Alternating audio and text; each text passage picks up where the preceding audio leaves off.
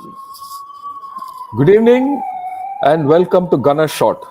Gunner Shot में आप सबको स्वागत है। आज हम एक नया सिलसिला शुरू कर रहे हैं कॉल्ड द चाइना चैलेंज। और इस चाइना चैलेंज में आज कर्टन रेजर है और इस कर्टन रेजर में हमारे साथ शारिक हुए हैं lieutenant general S L. Narasimhan. First let me welcome him on to the show. General Narasimhan, thanks a lot for coming on to Gunner Shot and we welcome you. Thank you. Right. इससे पहले कि मैं आपको आगे बढ़ूं, मैं आपको थोड़ा जनरल नरसिम्हन के बारे में बताना चाहता हूं। सबसे पहले तो वो और हम कोर्समेट हैं, साथ साथ कमीशन हुए हैं, साथ साथ बड़े हैं, साथ साथ रिटायर हुए हैं तकरीबन एक ही टाइम पे, राइट। पर फर्क ये है कि ये चाइना के असली एक्सपर्ट हैं। चाइना के आप बहुत नकली एक्सपर्ट मिलेंगे आपको, पर असली एक्सपर्ट अपने देश में गिने चुने हैं। वो उसके बारे में थोड़ी देर में बात करेंगे। ये चाइना में हमारे डिफेंस अटैची रह चुके हैं। चाइना के अगेंस्ट एक कोर कमांड किया, 3 कोर, जो दीमापुर में है। और उसके बाद इन्होंने एडीजी पीआई का भी काम किया है, जहां ये सब चीजों के बारे में ये वाकिफ थे। इनफैक्ट ये कोर कमांड करने से पहले ये काम करते थे। और उसके बाद ये चाइना स्टडी ग्रुप के हेड थे, centre of China studies, right. और हाल ही में वो सब छोड़ के अभी कोयम्बतूर में सेटल हुए हैं और हमारे साथ अब आज शारिक हुए हैं। I think we are very lucky कि आज उनको हमने हमारे शो में ले आए, क्योंकि China is something which we need to talk a lot more about. Don't you think so, Narasi? Tell me. I fully agree with you. I mean, that as we are discussing before we went online, if you don't watch that country for 2 to 3 days, then you find something changing. So Yes. you'll be lost. You'll be lost. So you need to be Yes. constantly looking at that place. Right. China हमारा जो प्रतिद्वंदी बोलिए, हमारा adversary बोलिए, हमारा competitor बोलिए, जो भी आप बोल सकते हो, पर जैसे उन्होंने बताया, हर रोज अगर आप इसके ऊपर नजर नहीं डालोगे तो हम रह जाएंगे, राइट। एक खास चीज है जो मैं चाइना के बारे में 2-4 बताना चाहता हूँ कि ये as a nation we know very little about China. हमें पाकिस्तान के बारे में सब कुछ पता है। पाकिस्तान क्या है, हमारा हर एक आदमी इंडिया में पाकिस्तान का एक्सपर्ट है, पर चाइना का कम है। और तो और we know even less about who knows about China. हमें ये नहीं पता कि भाई चाइना का एक्सपर्ट कौन है, क्या कौन बात कर सकता है, कौन रिसर्च कर सकता है, कौन जानकार है, राइट। और हमारे पास कोई एक हमारा ओपन सोर्स रिसोर्स नहीं है चाइना के ऊपर, जहां हम जाके पढ़ सके कि भाई चाइना के बारे में सब कुछ इसमें देख लो, राइट। यही हमारा कोशिश है गनर शॉट में कि ये चाइना का रिसोर्स बने, राइट।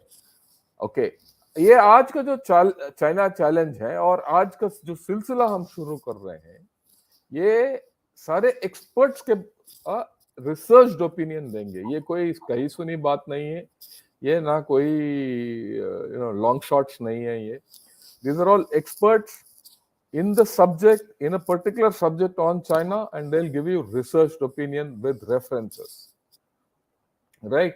ये कोई तुक्का नहीं है या एंटरटेनमेंट नहीं है, ये बहुत सीरियस है, क्योंकि ये देश का सुरक्षा का मामला है।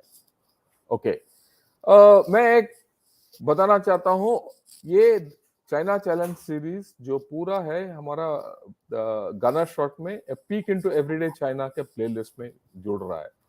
Already peak into everyday China में हमारे पास ऑलरेडी 30 एक वीडियो हैं, राइट, और सब फैक्ट बेस्ड एनालिसिस, और ये चाइना चैलेंज भी उसमें जुड़ जाएगा और ये जारी रहेगा। ये बात नहीं है कि हम 10-15 आज कर लें और सो जाएं, नहीं, ये जारी रहेगा। China study will be a feature of gunner shot. Okay, China के बारे में मैंने अपना प्रमोशनल वीडियो में भी बताया कि उनका चाइना बहुत तेजी से बदल रहा है। जैसे नरसिम्हन साहब ने बताया, एक दिन अगर आप चाइना के बारे में या 2 दिन आप चाइना को बारे में पढ़ोगे नहीं, you are out of the equation, right. वहां का डेमोग्राफिक बढ़ रहा है, क्लाइमेट चेंज का असर हो रहा है। पर आजकल जो देख रहे हो, नीचे जो लाल में लिखा है, डिप्लोमेसी, टेक्नोलॉजी और मिलिट्री का बोलबाला ज्यादा है। इससे ज्यादा आवाज वहां से आ रहा है। पर इसके बीच में जो गोल है या थोड़ा प्रॉब्लम है उनका रियल एस्टेट बोलते हैं कि it's a crash in slow motion. Infrastructure का प्रॉब्लम है, एक्सपोर्ट डाउन हो गए, प्राइवेट सेक्टर जूझ रहा है, जॉब्स नहीं है आजकल नवयुवकों के पास या बुढ़ों के पास, जो किसी कंजम्पशन कम है, फूड इनसिक्योरिटी का बोलते हैं, फूड इनसिक्योरिटी है पर कुछ एक्सपोर्ट कर रहे हैं, कुछ क्या है उसका सच्चाई भी किसी को पता नहीं है। हेल्थ केयर तो बिल्कुल टफ है इनका, ये कोविड में हमने देख लिया।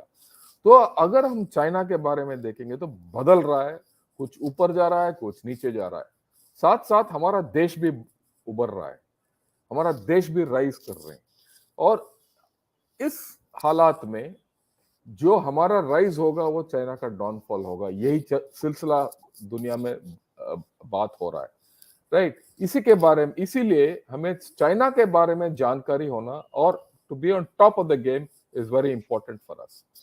इसीलिए हमने आज ये लिस्ट दिखाया आपको, जहां 15 टॉपिक हैं और बहुत विशेषज्ञ हैं जो बोलने वाले हैं, और जितने भी ये बोलने वाले हैं एब्सोल्यूट विशेषज्ञ हैं, हमने गिन चुन के ले आए हैं, राइट। ओके, राइट, इसीलिए ये सीरीज जारी रहेगा। पर एक चीज है, ये जो आज साउथ चाइना मॉर्निंग पोस्ट में हमने ये इसके बारे में ये एक कोटेशन निकाला है, ये बोलते हैं both China and India are on the rise. वो मानते हैं कि India is also on the rise, both countries have great power ambitions. ये पहली बार मैं देख रहा हूं जहां वो they are acknowledging that both countries have great power ambitions, that both countries are destined to be great powers. It's some kind of an acknowledgement from China. And this sentiment is driving both countries in a relatively tough and uncompromising direction. हमारा environment tough होगा और कोई मतलब there will be no give and take, right? It's going to be uncompromising and we're going to be tough. Unless we are able to handle China, we are going to be out of the equation. And this is from a director of Institute of South Asia Studies in Fudan University, which is a good university in Shanghai. Right. With this, I would now like to hand over the stage to General Narasimhan, who will give us कि China से हमारा क्या challenge है, हम what do we expect from China in the next decade or so, right? Over to you, General. Thank you, General Shankar, who is a friend and a course mate. I put friend first and then the course mate later. Yeah. And so that is it's a privilege to be on this event. And he has put it together a very nice set of subjects to be covered over a period of time, which will probably give the correct picture about China. So what I'm going to do in the next about half an hour or so, I put together a presentation which General Shankar will keep sharing. And what I have tried to give you in various aspects, what are the challenges that China is posing to us and how we need to look into it is what I'm going to tell you. But this is not the end of it, because I'm just going to give you a glimpse of everything in the next half an hour or so. Each one of them is a subject by itself, and it can actually deserve a very long kind of an interaction and a lecture or a talk. Let me go to the first slide, please. Yeah, thank you. Next one. Yeah. The first issue I wanted to speak about is the sovereignty and territorial integrity issue, because most of the problems that we face today between India and China started from this particular issue very early, after both the countries one became an independent country, the other one became a republic in 1949. Okay. पहला मैंने इसमें डाला है कि by non-recognition of McMahon line. Can you just Nasi, go to the... You can speak both in Hindi and English. Yeah, yeah. Okay? That's what I'll try and do. Okay. Yeah. जो अगला slide पे जाएंगे तो आपको McMahon line का आपको दो map नजर आएंगे. ये लेफ्ट साइड में जो है वो eastern part of McMahon, western part of McMahon line, right side पे जो है वो eastern part of McMahon line. ये जो है शिमला अकॉर्ड के दौरान में सन 1914 में जब 3 देशों ने इसके ऊपर गौर किया था और इसको साइन किया था। वो 3 देश थे, चीन, तिब्बत और इंडिया। लेकिन फाइनल जो अग्रीमेंट साइन हुआ था उसमें चीन ने साइन नहीं किया और उससे विड्रॉ कर लिया, और उसके बाद में उनका रवैया यही रहा है कि मैकमोहन लाइन को हम मानते नहीं। तो इसी वजह से आपको ईस्ट के अंदर ये जो वेस्ट और ईस्ट जो है ये पूरा ईस्ट का ही हमारा अरुणाचल प्रदेश का है, and that is actually what is the alignment which was approved by, which was agreed upon during the Shimla agreement. But the problem is the line which has been drawn is so thick, and it is a large scale map. So it is so thick that the line itself depicts almost anywhere between 15 to 20 kilometers on ground. So ये alignment जो है watershed के ऊपर है, लेकिन जो thickness की वजह से हर जगह पर आपको अलग अलग इंटरप्रिटेशन आपको इसका देखने को मिलेंगे. This is the major problem that you find, and China does not recognize the McMahon line. But the interesting point is, in 1960, they resolved the boundary with Myanmar based on the same McMahon line. So there is a dichotomy that you see here, कि एक जगह पे आपने Myanmar के साथ में तो पूरा सुलझा लिया है, लेकिन इंडिया के साथ में नहीं सुलझा रहे इसके. तो ये बात आपके सामने पहले रखना चाहता था. Can you go back to the slide, please? या दूसरा जो है बॉर्डर फेस ऑफ, ये इंट्रूशन जो यहाँ हमारे इलाके के अंदर चीन का जो आने का जो सिलसिला है वो 1954 में शिपकिला से शुरू हुआ. उसके बाद 1956 में बाराहोती में हुआ, और उसके बाद में 1957 में जब हमको पता चला कि हमारा अक्साई चीन के थ्रू उनका जो वेस्टर्न हाईवे बना दिया गया है, तो उसके बाद में वेस्टर्न सेक्टर के अंदर में काफी पेट्रोल क्लैशेस वगैरह होने लगे, हमारे कैजुअलिटीज होने लगे, हमारे पेट्रोल कैप्चर हुए. तो ये सिलसिला जो है जारी रहा. उसके बाद में अगर आप देखेंगे तो लास्ट 1 डिकेड 2013 से लेके 2023 तक अगर आप देखेंगे तो काफी हादसे हुए हैं बॉर्डर के इलाके में. वो इसी वजह से है कि 3 वजह हैं इसके कारण. एक तो है हमारा इंफ्रास्ट्रक्चर जो है अच्छा बड़ा है, अच्छा हुआ है, इसीलिए हमारा पेट्रोल बार बार उधर जा रहे हैं. तो ज्यादा पेट्रोल जाएंगे तो ज्यादा पैसा भी हो. एक तो ये है. दूसरा, हमारा सर्वेलेंस सिस्टम जो है वो भी बेटर हुआ है, इसीलिए भी आपको ज्यादा जो चीन का पेट्रोल जब आता है तो we can always locate them easier.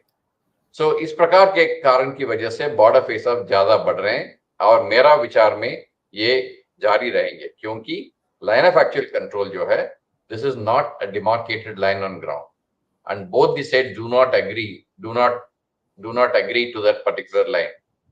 इसको सुलझाने के लिए हमने एक clarification of the line of actual control शुरू किया था सन 2000. उस समय पे हमने मिडिल सेक्टर के अंदर में मैप्स एक्सचेंज किए थे. हमारा जो विचार है जहां पे एलएसी होना चाहिए वो हमने मैप में मार्क करके चीन को दिया. चीन ने उनका जो हिसाब से जहां पे वो लाइन ऑफ एक्चुअल कंट्रोल होना चाहिए उसको मार्क करके हमको दिया. लेकिन हम इसी को वेस्टर्न सेक्टर में जब शिफ्ट किए मैप चेंज करने के लिए, तो चीन जो है विड्रॉ कर लिया. उसके बाद में काफी कोशिश रहा है, लेकिन ये क्लैरिफिकेशन ऑफ द एलएसी जो है आगे नहीं बढ़ा, अभी तक नहीं बढ़ा है.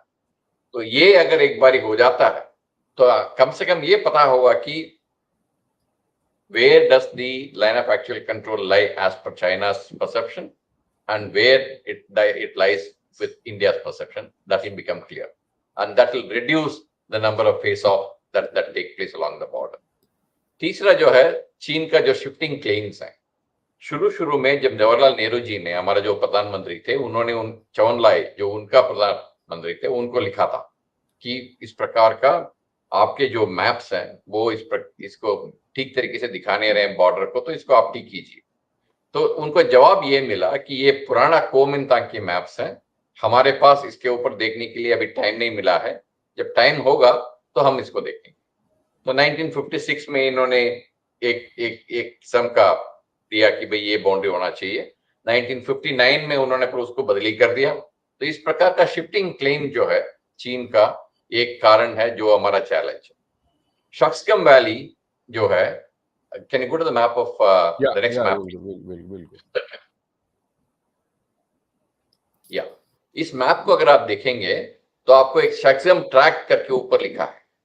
ये जो शक्सकम ट्रैक जो है ये पाकिस्तान ने चीन को 1963 में दिया है।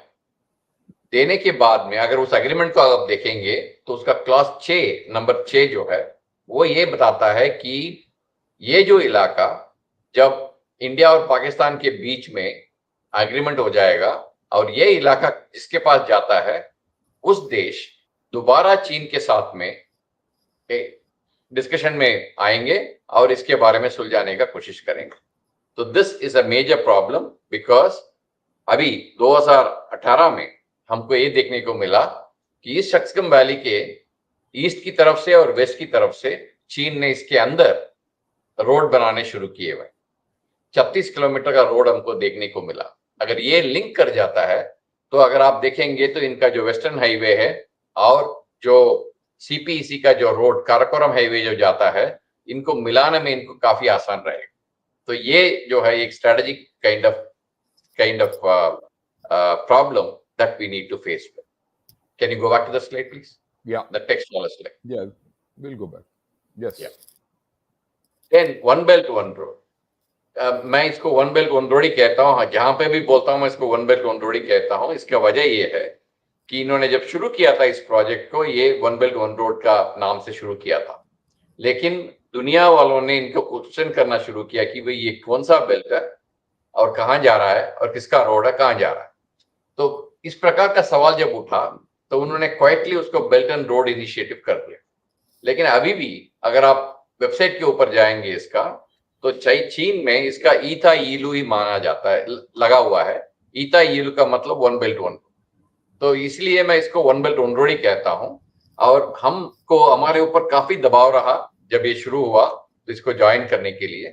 दुनिया में तकरीबन 140 देश जो है इसको ज्वाइन कर चुके हैं, मेमोरेंडम ऑफ अंडरस्टैंडिंग साइन कर चुके हैं, लेकिन हम ने नहीं किया है। और कुछ कंट्रीज लाइक रशिया ने भी अभी तक वो साइन नहीं किया। हालांकि दोनों बहुत अच्छे दोस्त हैं, लेकिन वो मेमोरेंडम ऑफ अंडरस्टैंडिंग जो है रशिया ने वो साइन नहीं किया अभी तक। तो सीपीईसी में हम न ज्वाइन करने की वजह 2-3 है।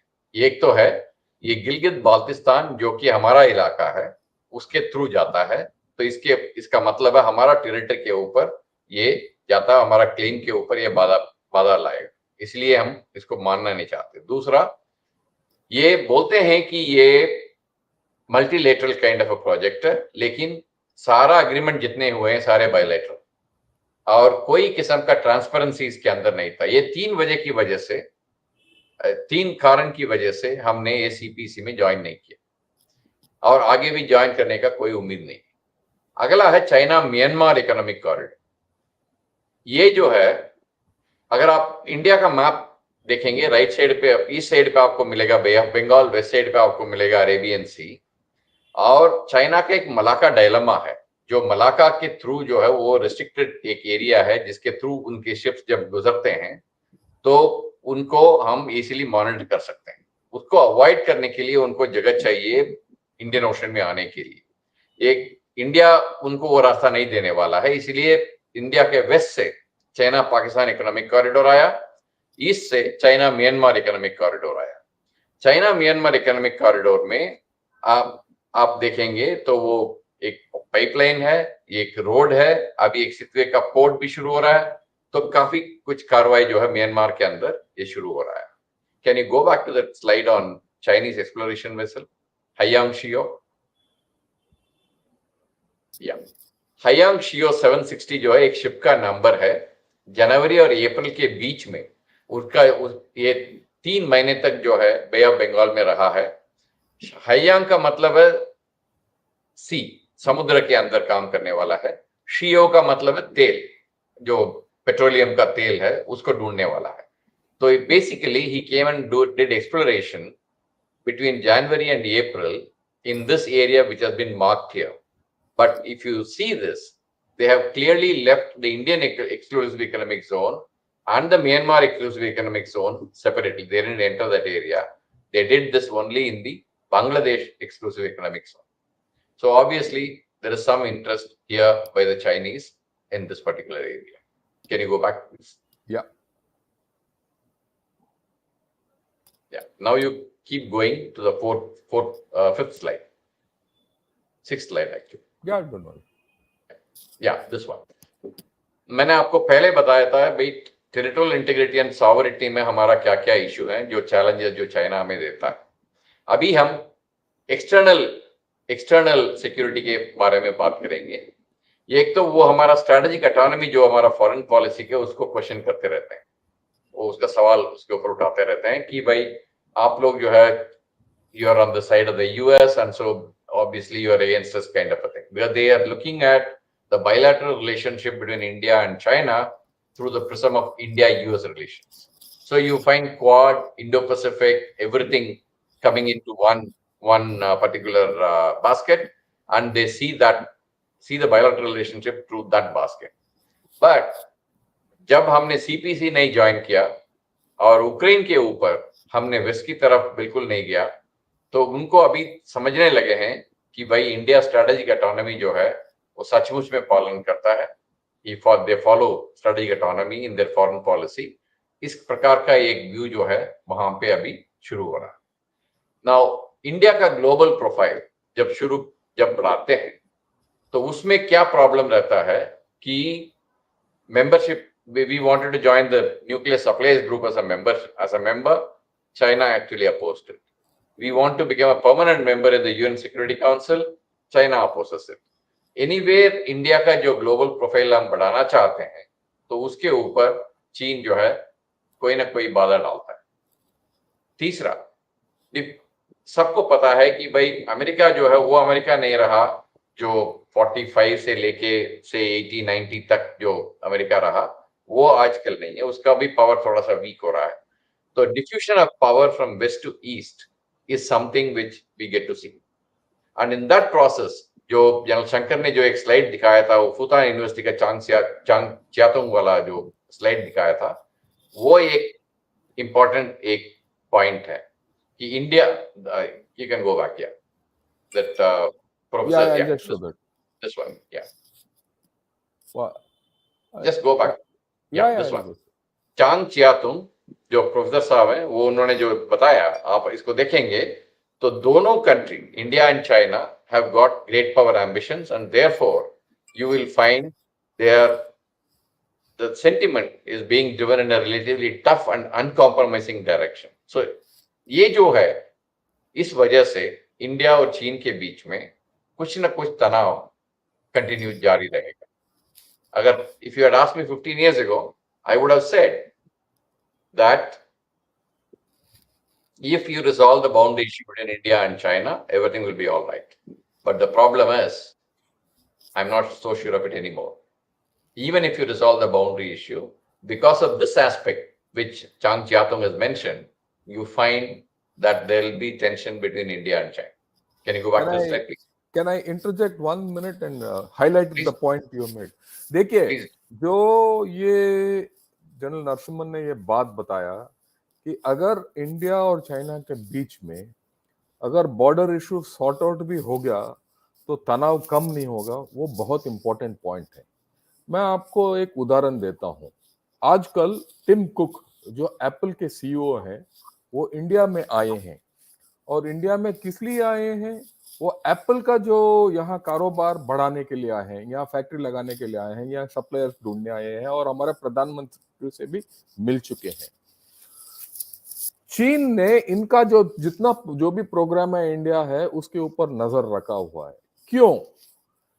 क्योंकि ऑलरेडी जितने 50% तक एप्पल का जो कैपेसिटी है वो इंडिया में शिफ्ट हो गया है. जो हमारा इंडिया का जो फायदा होगा वो एप्पल का आईफोन फैक्ट्री यहां लगने से वो चाइना के लिए घाटा है. तो ये जो अगर चाइना में ये घाटा हुआ तो उनका मुनाफा कम होगा, एक्सपोर्ट कम होगा, उनका जॉब्स भी जाएंगे. अगर जॉब्स जाएंगे और एक्सपोर्ट कम होगा तो उनका इकोनॉमी भी डाउन होगा, राइट? इसमें बहुत असर होगा। अगर सिर्फ एप्पल ने शुरू किया तो नहीं है, डेल ने भी शुरू कर दिया, जो हमने आज बात नहीं हुआ, और भी कंपनियां हैं जो यहाँ इंडिया की तरफ आ रहे हैं। तो आगे जाके ये मेजर प्रॉब्लम होगा हमारे लिए, क्योंकि हमारा राइज और उनका डिक्लाइन में तनाव आएगा। और ये पॉइंट जो आज जो जनरल नरसिम्हन ने बताया, ये बहुत अहम चीज है। हमारा बॉर्डर का प्रॉब्लम उतना बड़ा नहीं है जितना और बाकी प्रॉब्लम्स बढ़ रहे हैं। Am I right, General Narasimhan? Okay, so now we'll go back and we'll go ahead with whatever he says. Right. Yeah. Now you come to terrorism. Okay. Terrorism के बारे में अभी इस इवेंट में आने से पहले मैं CNN 18 पे था 10 मिनट पहले, तो उधर भी यही सवाल आया था कि भाई टेररिज्म के ऊपर क्या चल रहा है। तो my own understanding about चाइना's view on terrorism is that it has got a selective recognition. When it comes to Uyghurs operating from anywhere, they want to go hammer and tong against it. Whereas they support Pakistan. When we wanted to get them into the FATF blacklist, they wanted Pakistan to be out of it. So they said they are the ones who put actually the obstruction on Hafiz Saeed, Masood Azhar, Lakwi, Makki, etc. to be proscribed as international terrorists. Of course, Masood Azhar ke upar to baad mein unhone maan liya tha, but then others, you have a problem with them because they have a selective recognition of what is terrorism. Okay. Energy, हमारे साथ में outbidding करते हैं, कहीं पे हमारा साथ में भी उन्होंने कॉन्ट्रैक्ट्स लिए हैं, but mostly they have been outbidding us. The China Myanmar economic corridor वाला जो ऑयल पाइपलाइन है, वो हमको तकरीबन हो गया था, बट देन उन्होंने कुछ और इंसेंटिव दे करके उसको ले लिया था। Outbidding, bribing to win bids etcetera, that is very common with the Chinese. The humanitarian assistance and disaster relief, that is HADR, that is more of a competition with India in this region than cooperation. The reason why I say this is, कुछ साल पहले मालदीव्स में पीने का पानी का problem शुरू हुआ था। They didn't have drinking water.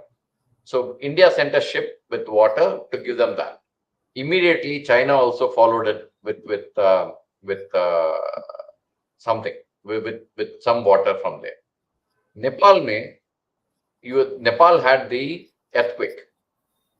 India was the first responder, and so we sent the aid, etc. China also started competing.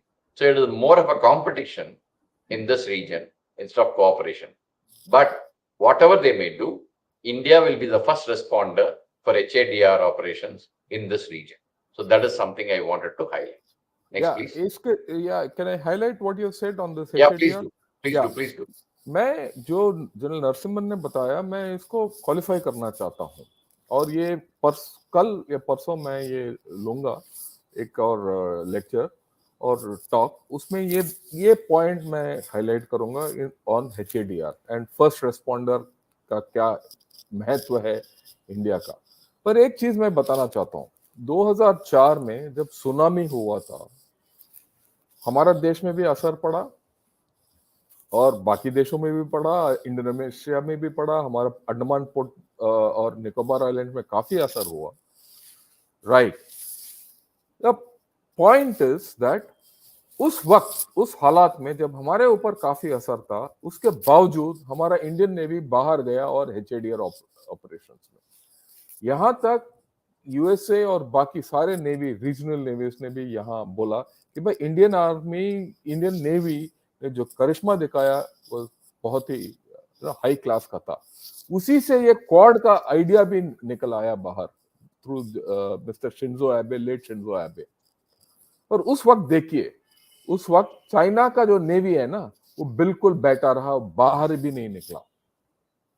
Right. उनका कैपेसिटी कम है और इसमें हमारा कैपेसिटी ज्यादा है। मैं इसीलिए बता रहा हूं क्योंकि ये कंपीट करेंगे, पर बोलबाला हमारा ज्यादा होगा और हमारा जो फुटप्रिंट है ज्यादा होगा। अभी आप यूक्रेन में देखिए, यूक्रेन में हमने पूरा हमारे निवासियों को बाहर निकाला, उसके साथ और देशों को भी बाहर निकाला, निवासियों को, इंक्लूडिंग पाकिस्तान। पर चाइना ने हाथ भी नहीं उठाया, एक उंगली भी नहीं उठाया उनके खुद के लोगों को यूक्रेन से बचाने के लिए। पर जो जनरल नरसिम्हन बोल रहे हैं वो इंपॉर्टेंट है कि ये HADR, ह्यूमैनिटेरियन असिस्टेंस और डिजास्टर रिलीफ में कंपटीशन ज्यादा होने वाला है, पर हमारा इसमें हाथ और पलड़ा बारी है, इसको फायदा उठाना है। राइट? या back to you Narasi. Next please. Okay, जो मैरिटाइम डोमेन जिसको हम कहते हैं, यानी कि समुद्र के जो जो बात होती है, तो इसमें आप देखेंगे जिबूती के अंदर इनका पहला बेस बना है 2017 में, ठीक है। और ग्वादर में इन लोग पोर्ट बना, पाकिस्तान के मदद के लिए पोर्ट बनाना चाहते हैं, लेकिन इसके भी काफी खबर आ रहा है कि इस प्रकार का कि ये भी जो है चीन का एक बेस बन सकता है कभी फ्यूचर में। रीम कंबोडिया में जो बेस है, एक चीन उधर एक बेस बना रहा है। तो इसके अलावा कम से कम 12 जगह पर अटलांटिक सी के जो ईस्ट के अंदर जो एरिया है उसके अंदर चीन कोशिश कर रहा है बेस बनाने के लिए। वो किसी लिए है? Just go back to that slide, go to the next slide please.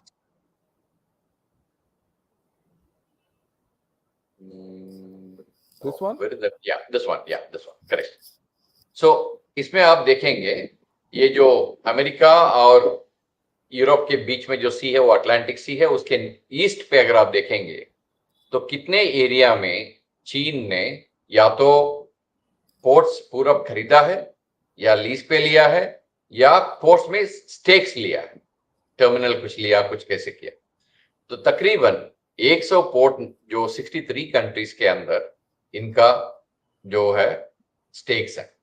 अगर आप इस मैप को देखेंगे तो जहां से समुद्र का जो एंट्री है और एग्जिट है, इनके ऊपर उनका ध्यान है। जैसे कि आप देखेंगे मेडिटेरेनियन सी जो है उसके चारों इर्द गिर्द आप देखेंगे कितने पोर्ट्स के ऊपर उनका इंटरेस्ट है। जो जिबूती है जहां मार्क किया हुआ है तो उसमें देखेंगे उसका एंट्री है इंडियन ओशन के अंदर, नॉर्थ इंडियन ओशन के ऊपर, अरेबियन सी के ऊपर। तो इस प्रकार जो भी एंट्री है एग्जिट है सीज के, समुद्र के, इनके ऊपर उनका ध्यान है। तो ये बात जो है हमको जरूर दिमाग में रखना पड़ेगा। Go back please. Okay, MDA जो मैंने लिखा है यह है maritime domain awareness. Okay, maritime domain awareness जो है, जो समुद्र का हालात है, क्या टेम्परेचर है, किस प्रकार का वेव चलता है, किस प्रकार का डेंसिटी है पानी का, ये सब जानने से नेवल ऑपरेशंस के ऊपर फायदा होगा। इसके काम जारी है इंडियन ओशन में, खास करके रिसर्च वेसल्स के थ्रू ये काम किया जाता है। IUU जो लिखा है, illegal unreported and unlimited fishing, इसमें चीन का काफी हाथ है, इंडियन ओशन में ही नहीं, इंडियन ओशन के अंदर भी और उसके बाहर भी इनका ये रवैया रहा है। UDA जो है अंडर वाटर डोमेन अवेयरनेस, ये काफी जरूरी है। अगर सबमरीन्स का काम करना है समुद्र के नीचे, उनके लिए ये अंडर वाटर डोमेन अवेयरनेस की जरूरत है। इनके सबके ऊपर इनका काम चालू है। Freedom of navigation in South China Sea, South China Sea के अंदर आप देखेंगे तो वो एक इलाका है जो चीन जो है उनका खुद का मानता है। इस वजह से वो उस इलाके के अंदर फ्रीडम ऑफ नेविगेशन के ऊपर फ्यूचर में, अभी तक तो कोई बाधा नहीं डाला अभी तक, लेकिन हमारा एक ऐरावत करके एक शिप है, INS ऐरावत, जब वो वियतनाम गया था 2011 में, उनका चीन ने बोला, चीन का जो नेवी ने बोला आप ये चीन का इलाका बाहर निकली। तो इस प्रकार का प्रॉब्लम जो है फ्यूचर में बढ़ सकता है, ये ध्यान में रखना जरूरी। Space is very important next. हालांकि चीन का जो ऑफिशियल स्टेटेड पॉलिसी है, that is non militarisation of space, that is officially stated policy. But 2016 में चीन ने they had done a huge military transformation. Before that, the space was under the General Armament Department of the People's Liberation Army. After the transformation, it has come under the PLA Strategic Support Force. So, शुरू से ही space के ऊपर military का कुछ ना कोई प्रभाव रहा है और आगे भी रहेगा। ठीक है, आज ही मैं एक में पढ़ रहा था, and can you just go quantum and nano satellite, दुनिया में पहला क्वांटम सैटेलाइट जो है चीन ने लॉन्च किया 2016 में, एक और भी उन्होंने लॉन्च किया बाद में। ये जो पिक्चर आप देख रहे हैं, 2 महीने पहले फरवरी के अंदर आपने देखा होगा कि भाई चीन का बलून, एक spy balloon was floating over US and the US shot it down. At that time people located this particular laser beam, green lasers, being targeting Hawaii. They targeted Hawaii from the space. So before that, in 2006, from the ground, the PLA managed to dazzle a USA satellite through laser. So space is going to become more and more important in any future operations and any kind of future warfare. And China is getting advanced in that technology and everything else as far as space is concerned. That is the point I wanted to convey. Can you go back, please? Yeah. बाकी आप देख लीजिए anti satellite weapon. एक साल पहले चीन का एक सैटेलाइट, उनका रोबोटिक आर्म से उसका जो डेड सैटेलाइट था उसको उठा करके, जो डेड स्पेस जो बोलते हैं स्पेस के अंदर, उसको धकेल दिया। Now, if they can do that to their satellite, they can also do that to any other satellite. So all our space assets need more defense, and how to defend against not only this. In fact, आज ही जो US में जो intelligence जो leak हुआ है, today only there is a report which has come that China is mastering the cyber weapons in space to target the others, opponents' resources in space. So these are going to be extremely important. Cyber capabilities of China is extremely formidable in the sense that कुछ साल पहले मैंने एक presentation किया था इसी के ऊपर, और मेरा मानना है कि उनका साइबर कैपेबिलिटी दुनिया में नंबर 1 या नंबर 2 के बीच में हो। तो उनका cyber capabilities are very very formidable. और आपको याद होगा मुंबई के ऊपर पावर ग्रिड जब फेल हुआ, that was attributed to the cyber attack by the Chinese. Then Chhattisgarh के अंदर 4 पुलिस स्टेशन जो है, they were interfered with cyber. So there is cyber capability of China is very formidable, and we need to be careful about it. Next, please. Next. Yeah. Nuclear के मामले में अगर आप देखेंगे तो कई साल तक तो उनका ये रवैया रहा है कि भाई हमारे पास थोड़ा बहुत भी रह जाएगा तो काफी है। Minimum credible deterrence is what they used to talk about. But 2020-21 के ऊपर हमको देखने को मिला, can you go to the silo slides 4-5 of them are there? या ये साइलो आप देख रहे हैं, आप ये जो बीच में जो डॉट डॉट जो दिख रहा है वो उतना साइलो नया बनाया है, चीन नया बनाया नॉर्थ वेस्ट सिंचियांग के अंदर। सिंचियांग जो है उनका एक नॉर्थ वेस्ट प्रोविंस है, उसके नॉर्थ वेस्ट 3 जगह पर ये बनाया गया है। एक तो है चिलंताई, ये वाला चिलंताई के अंदर है। Next please.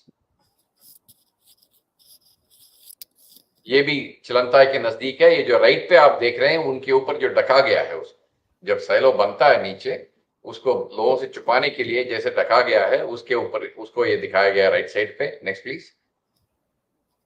ये यूमन खानसू के पास में ये जो हर एक डॉट जो है एक साइलो है, और हर एक डॉट के बीच में 3 किलोमीटर का फर्क है। तो ये एक पैटर्न से बनाया है। Next please. ये जो है हामी करके है उस इलाके में जो बना है। टोटल जो है तकरीबन 300 के ऊपर ये साइलो जो है नया बनाया गया है। वो क्यों बनाया गया? Next slide please.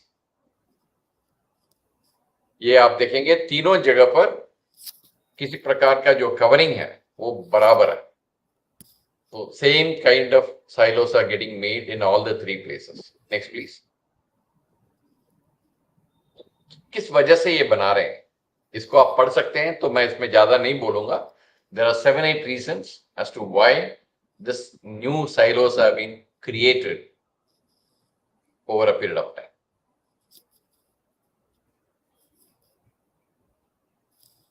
Okay, you go back. Okay, can you go back to the slide please?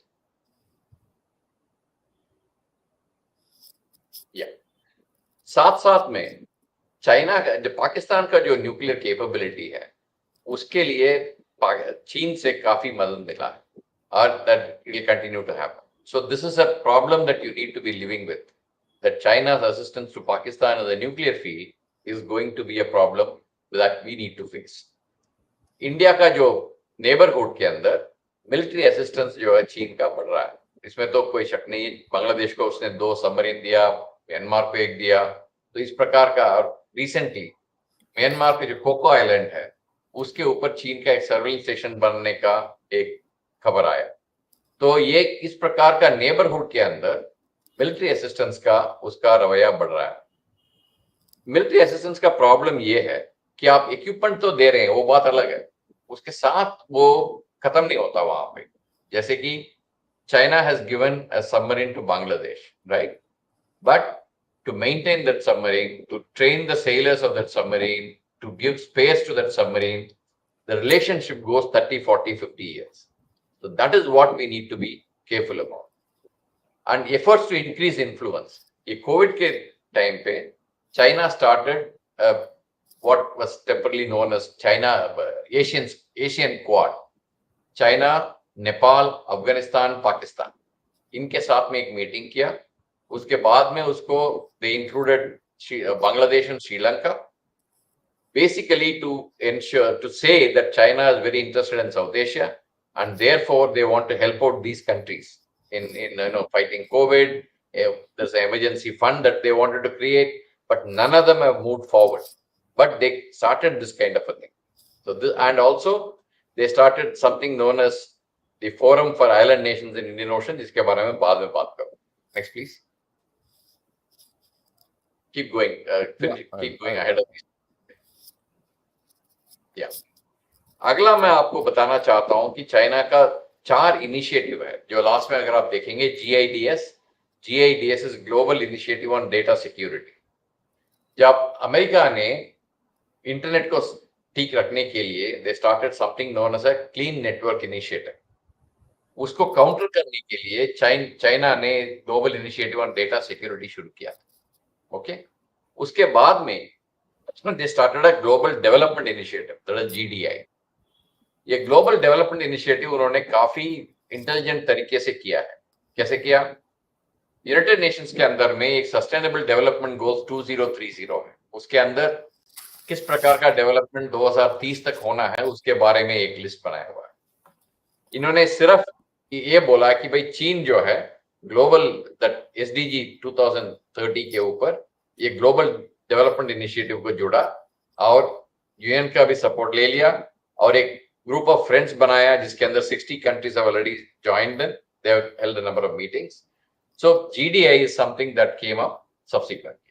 The third initiative that came up is the Global Security Initiative, जिसका टाइटल ये स्लाइड का है.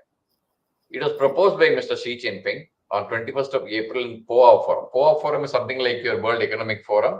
चाइना का इक्विवेलेंट है. ये Hainan में हर साल में चलता है. हाइनान उनका एक आइलैंड है, वहां पे चलता है. इसमें इसका ऑब्जेक्टिव क्या बताया गया है कि promote establishment of a balanced, effective and sustainable security architecture. इसका मतलब ये हुआ, इसके जब जैसे शी जिनपिंग ने ये दिया, इसके बाद में उनका जो फॉरेन मिनिस्टर अभी जो उनका जो फॉरेन पॉलिसी का जो लीडर है मिस्टर वांग यी, उन्होंने और उनका एक वाइस फॉरेन मिनिस्टर था ला युचंग, दोनों ने इसका एक ब्यौरा दिया, इसका एक्सप्लेनेशन दिया. उसमें ये बताया गया 2-3 चीजें. One is GSI will include GDI. Global Development Initiative will be part of the Global Security Initiative, and One Belt One Road will be part of the Global Development Initiative. ये number 1 point था.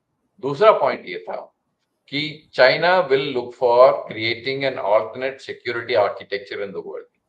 अभी फिलहाल का जो security architecture है, that is West driven. So they want to create an alternate security architecture. That is the second point. So इन दोनों point की वजह से ये जो है बहुत ही अहमियत रखता है. The last initiative is the Global Civilization Initiative. This came up on 16th of March, just about a month ago, and they talked about a global civilization, which will, like for example, Xi Jinping has been saying this, shared future for the mankind. इसी के साथ में ये fit होगा the Global Civilization Initiative. तो ये इस प्रकार का इनिशिएटिव से चाइना क्या करना चाहता है? China wants to create an alternative system, both economically, security-wise, and politically. They do not want to change the entire system, but derive benefit out of the present system to suit their requirement. That is what you will get to see in the future. So these are the initiatives that are extremely important. Next, please. Okay. ये map अगर आप देखेंगे तो इसके ऊपर 7 गोले लगे हैं, ठीक है? ये 7 गोले में से सबसे ईस्ट में जो है, सबसे राइट में जो है, that is the Pacific island countries. उसका बगल में जो है आसियान कंट्रीज, उसका बगल में जो है साउथ एशियन कंट्रीज। फिर आप नॉर्थ में जाएंगे तो सेंट्रल एशियन रिपब्लिक्स, उसका वेस्ट पे आएंगे तो मिडिल ईस्ट, जिसको हम वेस्ट एशिया कहते हैं, उसके बाद यूरोप और अफ्रीका। ये 7 गोले मैंने क्यों डाले? ये 7 गोलों में आपको देखने को मिलेगा कि चीन का जहां पर कंसंट्रेशन है, diplomatically, politically, economically, PRA, you take any kind of thing, you will find this particular. और इंडिया का भी यही इंटरेस्ट है, इसी इलाके में इंटरेस्ट है। In fact today there was a news again that US is increasing the financial involvement in the Pacific Island countries. आपने कुछ लोगों ने पढ़ा होगा, last March when Mr. Wang Yi went to all the 10 Pacific Island countries to get them to sign on to the Global Security Initiative. Luckily, it did not get signed, but that was the place that you're going to find there will be a lot of activity in the future. So these are the 7 areas where you find a competition developing between India and China. Next, please.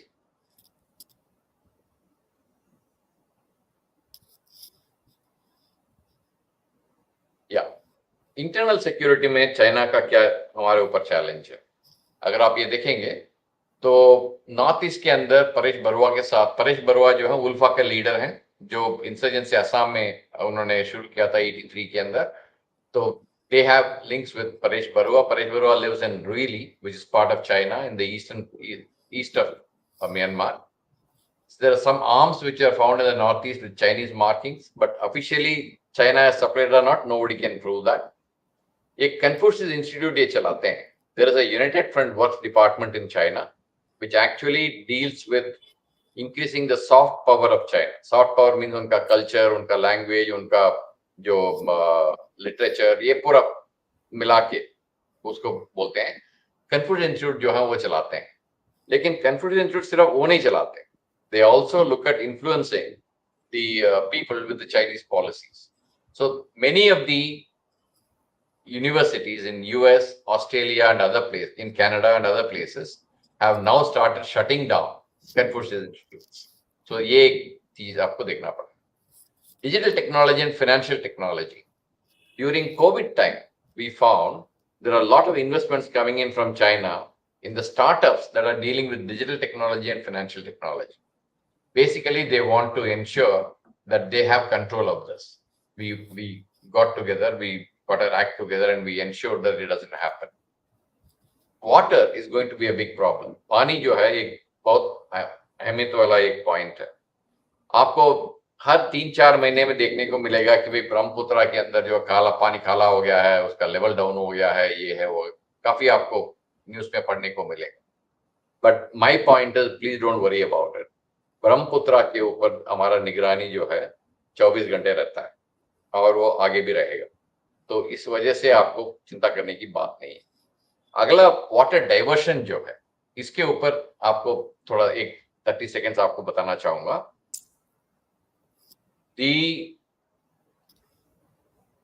एक great bend करके एक जगह है जो कि जहां पे ब्रह्मपुत्र जो है ऐसे घूम के इंडिया के अंदर आता है.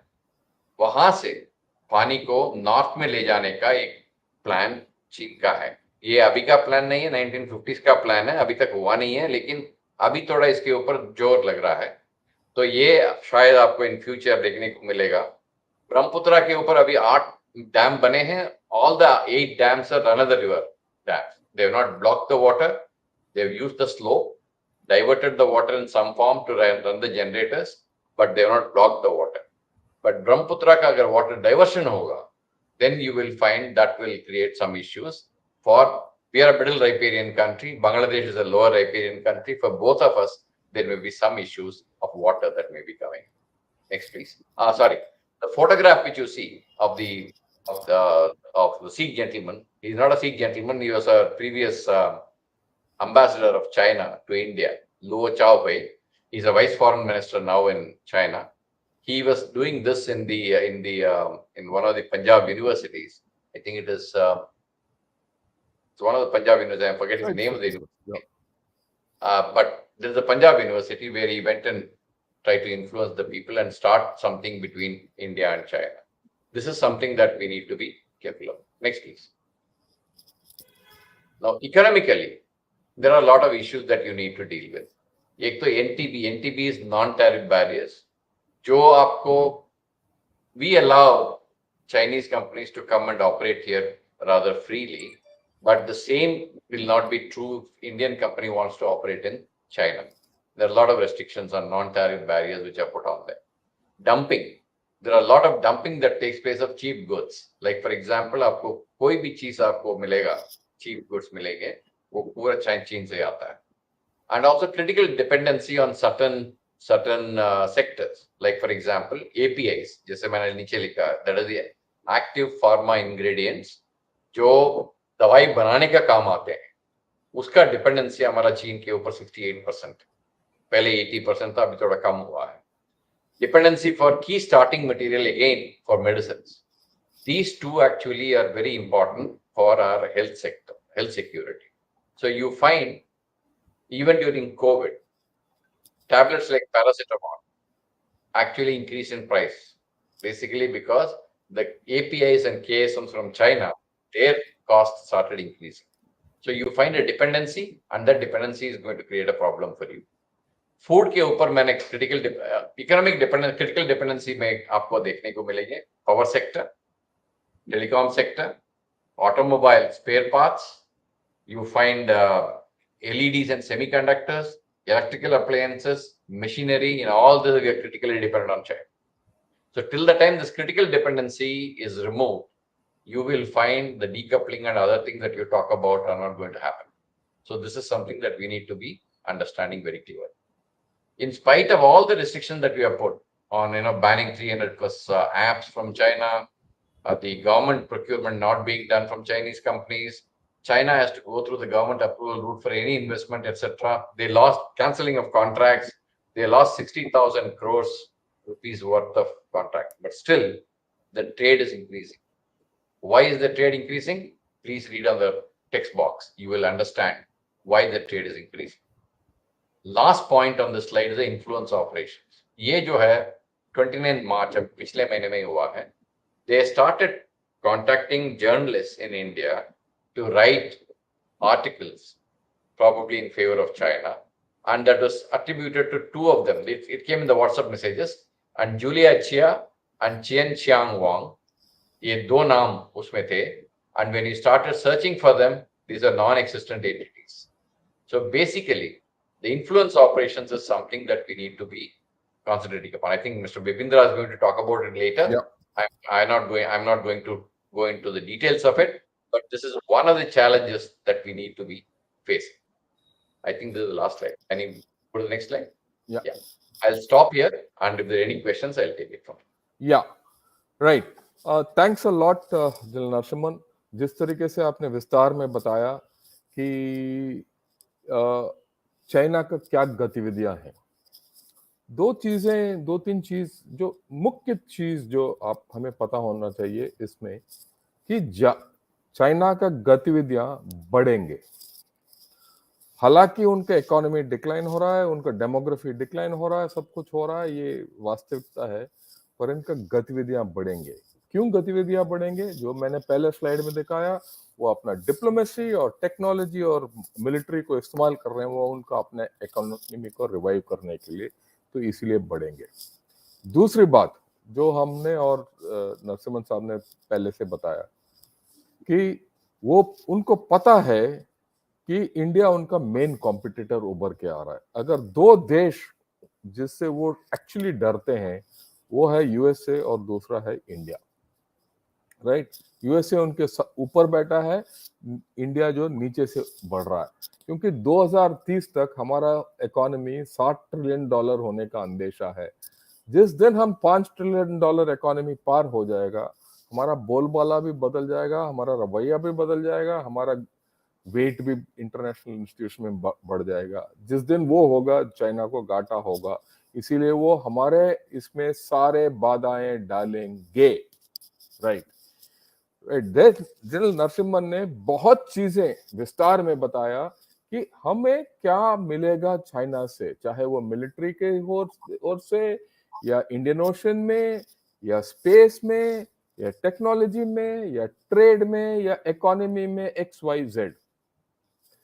इन्हीं चीजों को हमने वो लिस्ट में बनाया, चुन चुन के, कि इन्फ्लुएंस का ऑप्स कैसे होंगे, इनको इन्फ्लुएंस ऑप्स को कैसे रोकना है, उनका मैरिटाइम एम्बिशंस क्या है, उनकी प्रॉब्लम्स क्या है, उनको कैसे रोकना है, LSA के ऊपर इनके साथ किस तरीके से सलूक करना है, ये सब हम आगे जाके बात करेंगे।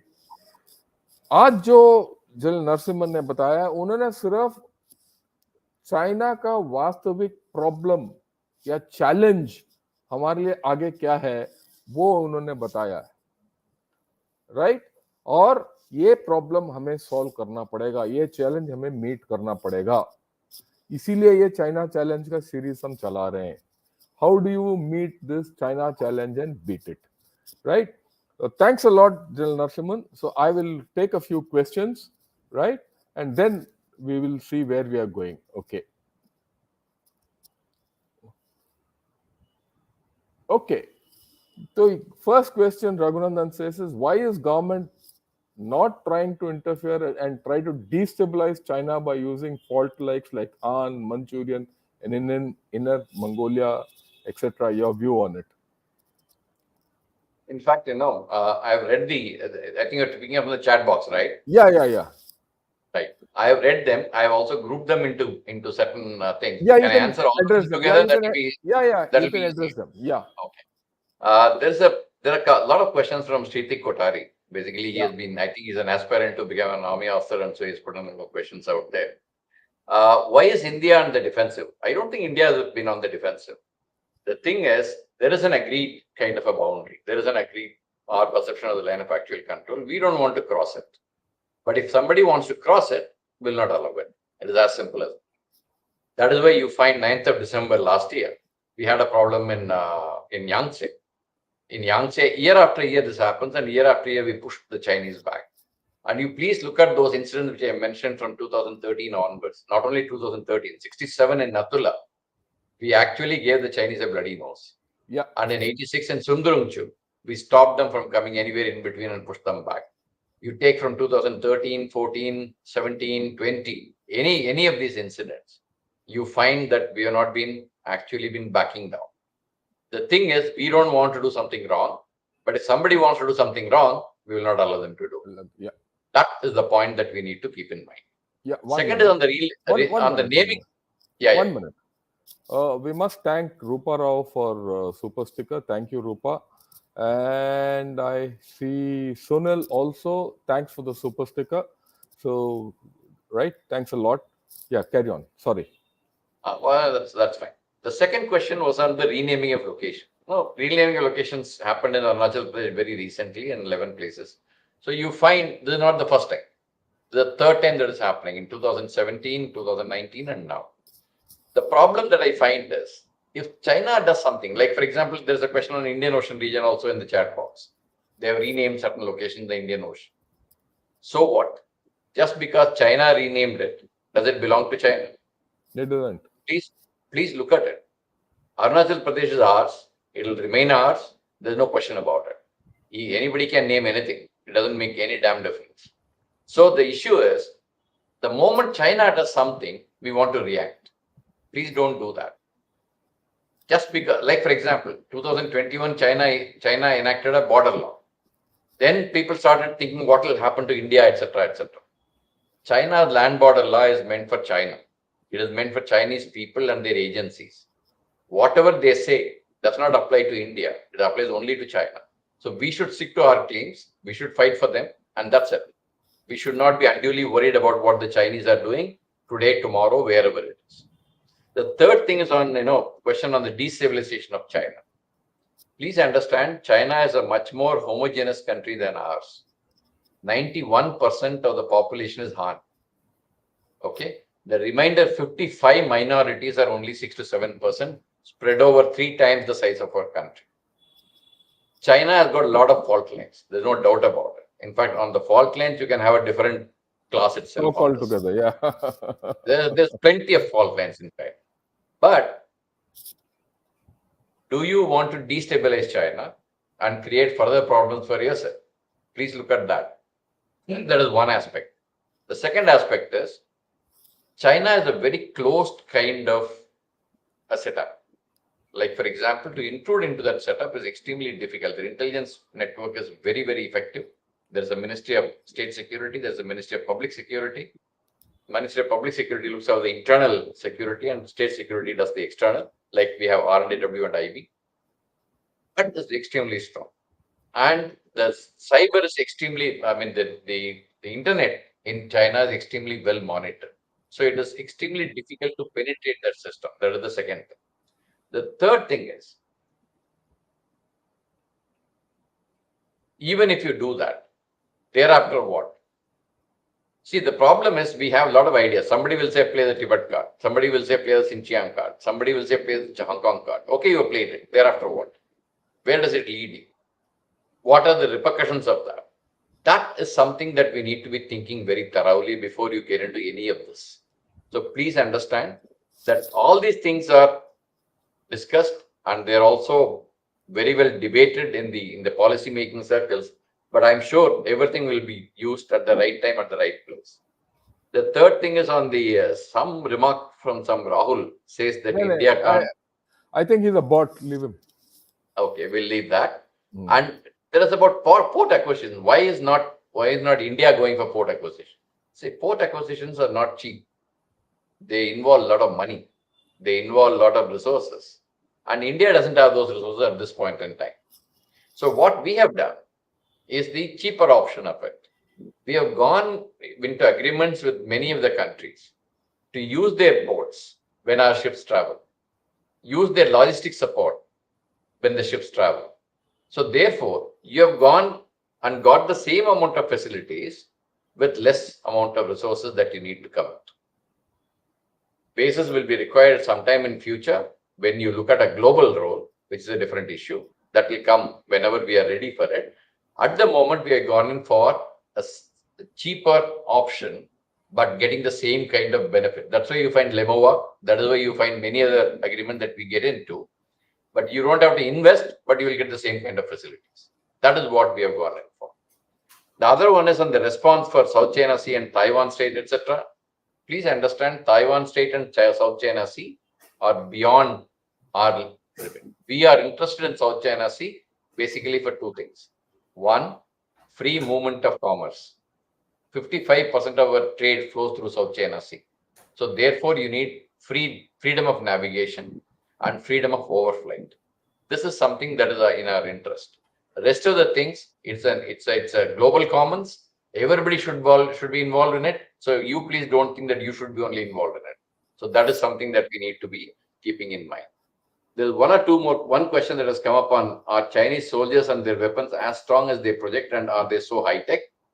There are high-tech weapons that they have. I don't deny that fact. General Shankar will talk to you about PCL 181, 171, 161 kind of guns that they've inducted recently. The effectiveness is still to be seen. We have not seen them on ground as it firing against us, etc. And so we don't know exactly how effective they are.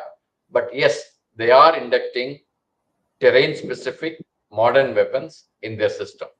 It is not complete. They were supposed to complete the mechanization by 2020. They have not been able to do it. They are still inducting. So there have been a delay in mechanization, and then informatization also will get delayed subsequently, and therefore intelligentization also will become that much more later. I think I've answered all the questions. Yeah, you answered all the questions. I think that's a very broad-based. आपने सबको बताया है. मैं आप लोगों को बताना चाहता हूँ, ये कर्टन रेजर है. ये सिर्फ आज जो ना पर्दा उठा है चाइना के ऊपर. ये जो नाटक जो चल रहा है, इसका हर एक पहलू के ऊपर हम ध्यान देंगे, इसीलिए हमने इतना लंबा लिस्ट ऑफ एक्सपर्ट्स चुना है। और आगे जाके मैं पीएलए के बारे में भी बात करूंगा, सब कुछ के बारे में भी बात करूंगा।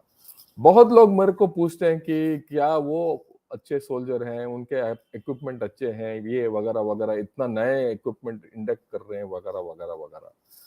आपको मैंने एक पहले वीडियो में भी बताया है, जो फौज बहुत ज्यादा इक्विपमेंट इंडक्ट करती है जल्दी से जल्दी, राइट, उसको मुश्किलात बहुत होते हैं, क्योंकि नया इक्विपमेंट जो है उसका जो their utility during war and their reliability during war is always a question mark.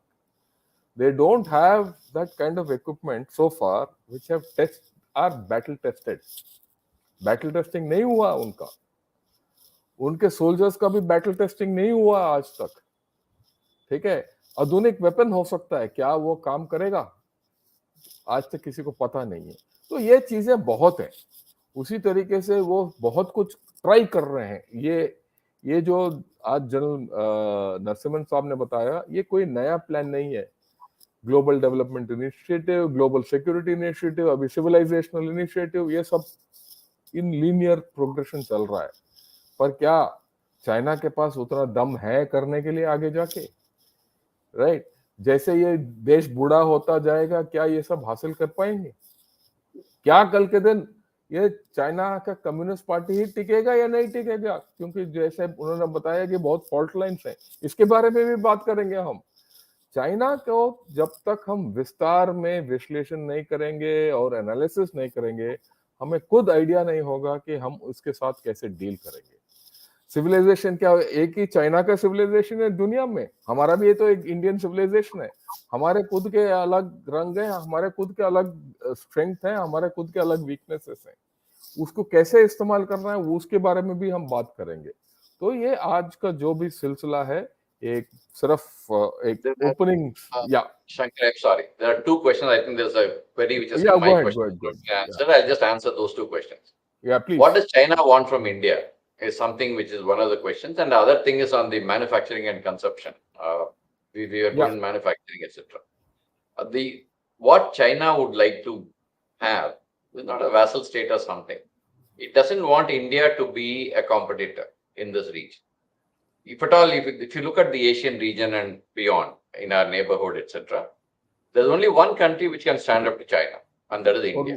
India और कोई नहीं Only. है। There's no other country in the neighborhood which can stand up to them. So they understand this. So therefore, when they want to grow as a regional power and subsequently the world power, there's only one person, one country that can actually contest them or compete with them. That is what they don't want. That is why they'll keep you tied down to this region if possible. If not, at least control your capabilities and capacities. That is what they will try. On the manufacturing and consumption, you're very right. Like pharma, we were the leaders in we are the world leaders in producing APIs. But we surrendered that particular capability to China, basically because China started producing and giving it cheaper. The problem now you find is threefold in the Indian industry. We did a research on this in a detailed manner, and we find there are three problems in the Indian industry. First problem is that there is no investment in R&D. Research and development is extremely important if you want to improve your manufacturing and bring your costs down. There is no involvement in R&D at all in any of the industry. That is one. Two, they do not invest in modernizing the manufacturing capability and increasing their capacities. Three, the risk-taking ability is pretty low. They want to play it safe all the time. And fourth is the point that I want to convey, that there is no patience for waiting for the returns. Like, for example, you invest the money today, they want the profit as of yesterday. So China does all these four in the opposite manner. And that is the reason you find their volumes are high. They look at long term. They buy stuff, leave it just without being attended for 15, 20 years, come back and then make their profit. That is the kind of outlook that we need to develop. And last point, somehow in India, we have incremental thinking. Like, for example, हम 10 बना रहे हैं तो 11 बनाने से 12 बनाने से हम लोग खुश हो जाते हैं, भाई हमारा 12 हो गया. There is a 20% increase. But China doesn't stop like this. If they are making 10, tomorrow they want to make 1,000. So you need to have that kind of big level thinking. Incremental thinking doesn't actually help us. That is the point I wanted to come. Yeah, I think we've had a very good idea कि हमारा challenge क्या है, right? But last and before we leave, हमारे खुद अपने strengths हैं. If we can play to our strengths, we'll be okay. ऐसी बात नहीं है.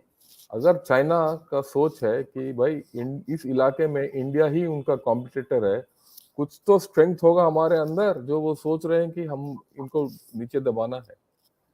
और दूसरी बात यह है कि आप देखिए पिछले 5-6 साल में ऐसी बात नहीं है कि इंडिया दब सका. चाइना के बावजूद, इतना कोशिश के बावजूद हम आगे बढ़ रहे हैं, राइट? और चाइना से भी आगे हमारा जीडीपी बढ़ रहा है आजकल, राइट? सो हमें खुद अपने पे कॉन्फिडेंस होना चाहिए और मोस्ट इम्पोर्टेंटली चाइना के बारे में और जानकारी हासिल करना चाहिए, क्योंकि जितना चाइना के ऊपर हम जानकारी हासिल करेंगे उतना उनको काउंटर कर सकते हैं. और थैंक्स अ लॉट, आप सब लोगों ने सुना ये curtain raiser. Thanks a lot Narasi, and we will meet next time. Thanks a lot and जय हिंद.